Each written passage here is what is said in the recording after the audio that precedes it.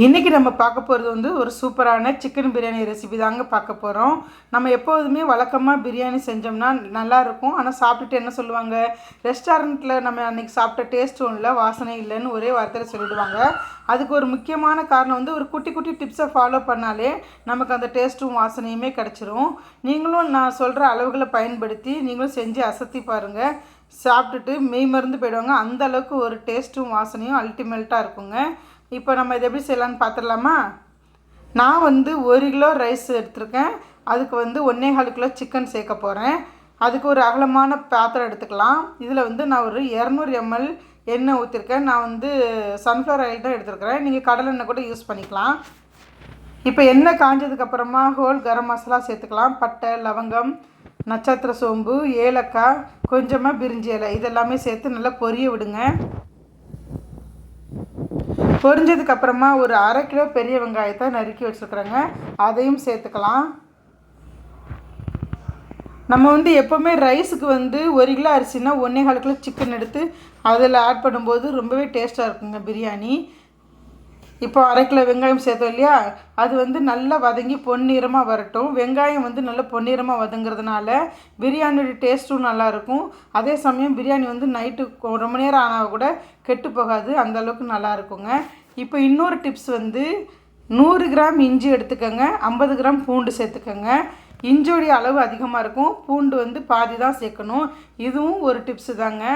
நம்ம வந்து ரெஸ்டாரண்ட் சைடில் பிரியாணி கிடைக்கிறதுக்கு இதையும் ஃபாலோ பண்ணி பாருங்கள். இப்போ 1/2 கட்டு புதினா சேர்த்துக்கோங்க, 1/2 கட்டு மல்லித்தழை சேர்த்துக்கோங்க. சேர்த்து நல்லா வதக்குங்க. ஃப்ளேம் வந்து மீடியம் ஃப்ளேமில் மாற்றிக்கோங்க, இல்லைன்னா உங்களுக்கு இஞ்சி பூண்டு வந்து அடிபிடிக்க ஆரம்பிச்சிடும். ஒரு 2 நிமிஷம் போல் வதக்குங்க. இப்போ நம்ம வந்து பிரியாணிக்கு தேவையான மிளகாத்தூள் சேர்த்துடலாம். நான் வந்து 3 டேபிள் ஸ்பூன் போல் சேர்த்துருக்கேங்க. இந்த மாதிரி எண்ணெயில் நம்ம வந்து மிளகாத்தூளை சேர்க்குறப்ப பிரியாணி வந்து நமக்கு நல்ல கலர்ஃபுல்லாக கிடைக்குங்க. சேர்த்து நல்லா பொறுமையாக வதக்கி விடுங்க. அடி பிடிக்காமல் ஃப்ளேமை வந்து கம்மி பண்ணிக்கோங்க. மிளகாத்தூள் வந்து பச்சை வாசனை போகிற அளவுக்கு நல்லா வதக்கிக்கோங்க. இப்போ வந்து நம்ம 1/2 கிலோ தக்காளி வந்து நான் நீல வாக்கில் நறுக்கி எடுத்து வச்சுருக்கிறேன், அதையும் சேர்த்துக்கலாம்.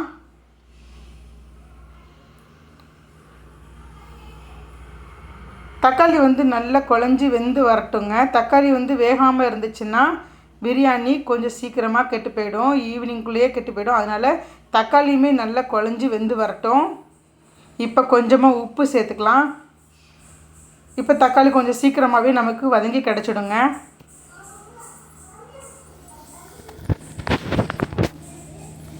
இப்போ தக்காளி நல்லா குழஞ்சி வெந்து வந்துருச்சு பாருங்கள், எண்ணெய் பிரிஞ்சு வந்துருச்சு. இப்போ வந்து நான் ஒரு 1/4 லிட்டர் போல் தயிர் சேர்த்துருக்கேன். புளிக்காத தயிராக சேர்த்துக்கோங்க. 1/4 லிட்டர் தயிர் சேர்த்துக்கோங்க. தயிர் சேர்த்து நல்லா வதக்கி விடுங்க. தயிர் வந்து நல்லா எண்ணெயில் வதங்கி குழம்பு மாரி நல்லா வெந்து வரணும், அந்த அளவுக்கு வதக்கிக்கோங்க தயிரை.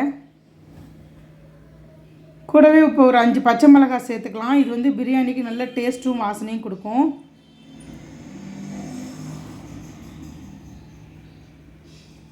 ஃப்ளேம் மீடியம்லேயே இருக்கட்டும். இப்போ பாருங்கள், தயிர் வந்து நல்லா வெந்து எண்ணெய் பிரிஞ்சு வந்துருச்சு. குழம்பு மாரி நல்லா மிக்ஸ் ஆகிடுச்சு பாருங்கள் எல்லா மசாலாவோடையும். இந்த அளவுக்கு தயிர் நல்லா வெந்து வரட்டும். நான் வந்து இந்த ஆளாக்குக்கு 5 ஆளாக்கு அரிசி எடுத்துருக்கிறேன். நான் 3 ஆளாக்கு தண்ணி தான் சேர்த்துருக்கேன். இப்போ தண்ணி வந்து நல்லா கொதிக்கட்டுங்க. நல்லா கொதித்து மசாலா நல்லா பச்சை வாசனை போகிற அளவுக்கு நல்லா வெந்து வரட்டும்.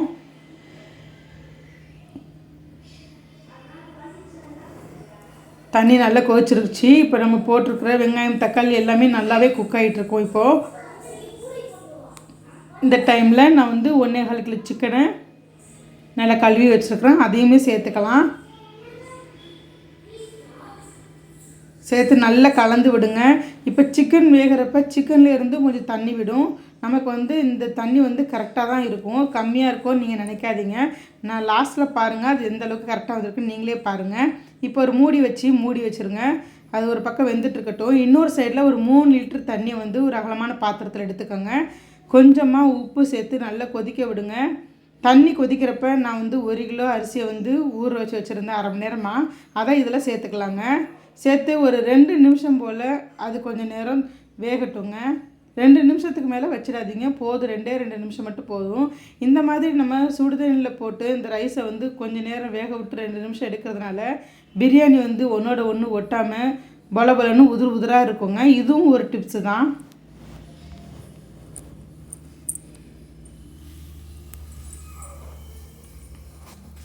இப்போ 2 நிமிஷம் ஆயிடுச்சு. இதை வந்து நம்ம வடிகட்டி எடுத்துகிட்டு வந்துடலாம்.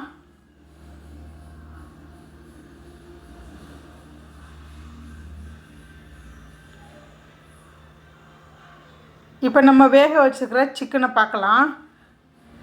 நம்ம வச்சு கிட்டத்தட்ட ஒரு 5 நிமிஷத்துக்கு மேலேயே இருக்கும். சிக்கன் நல்லாவே வெந்து வந்துடும். இப்போ நம்ம அரிசி போடும்போது ஃபுல்லாகவுமே வெந்துடும். இந்த டைமில் நம்ம வடிகட்டி வச்சுருக்கிற அந்த ரைஸை சேர்த்துக்கலாம். சேர்த்துட்டு நல்லா மிக்ஸ் பண்ணி விடுங்க. அரிசி உடையாமல் பொறுமையாக மிக்ஸ் பண்ணி விடுங்க. தண்ணியும் அரிசியும் பார்த்திங்கன்னா கிட்டத்தட்ட ஒரே லெவலில் தான் இருக்கணும். ஏன்னா நம்ம சுடுதண்ணியில் வேறு போட்டு எடுத்துருக்குறோம். அந்த அரிசி ஊற வச்ச அரிசி வேறு, அதனால் டக்குன்னு உங்களுக்கு வெந்துடும். நல்லா ஒன்றோட ஒன்று ஒட்டாமல் நல்லா வெந்து வந்துடும். அதனால் தண்ணி பத்தலையோன்னு சொல்லிட்டு தண்ணி ஊற்றிடாதீங்க. இது கரெக்டாக இருக்கும் உங்களுக்கு. இந்த கன்சிஸ்டன்சிலேயே நீங்கள் பார்த்துக்கோங்க. இதுதான் சரியான அளவு. இப்போ நல்லா மிக்ஸ் பண்ணி விட்டு உப்புலாம் இந்த டைமில் செக் பண்ணிவிட்டு உப்பு போடுறதா இருந்தால் போட்டு தம் போட்டுடுங்க.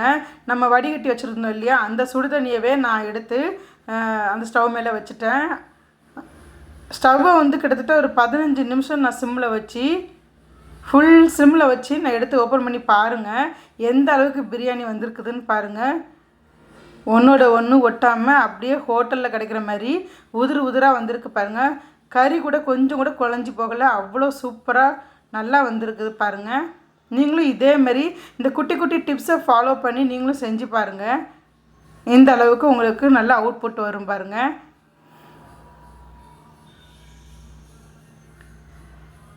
கரெக்டாக குக் ஆகிடுச்சு. இப்போ சர்வ் பண்ண ஆரம்பிச்சிடலாம். பாருங்கள், வாசனையும் கமன்னு அப்படியே ஹோட்டலில் இருக்க மாதிரியே சூப்பரான வாசனையாக இருக்குது. நீங்களும் ட்ரை பண்ணி பாருங்கள். குட்டி குட்டி டிப்ஸை ஃபாலோ பண்ணி நீங்கள் செய்கிறப்ப நமக்கு மனநிறைவான பிரியாணி நமக்கு கிடச்சிருச்சு. நீங்களும் ரெசிபியை பிடிச்சிருந்தனா லைக் பண்ணுங்கள், உங்கள் ஃப்ரெண்ட்ஸ் அண்ட் ஃபேமிலிக்கு ஷேர் பண்ணுங்கள். நம்முடைய சேனலை சப்ஸ்கிரைப் பண்ணி சப்போர்ட் பண்ணுங்கள். கண்டிப்பாக நீங்கள் ட்ரை பண்ணிவிட்டு எப்படி வந்துச்சுன்றதையும் கமெண்ட் செக்ஷனில் சொல்லுங்கள். இன்னொரு வீடியோவில் பார்க்கலாம். பாய்.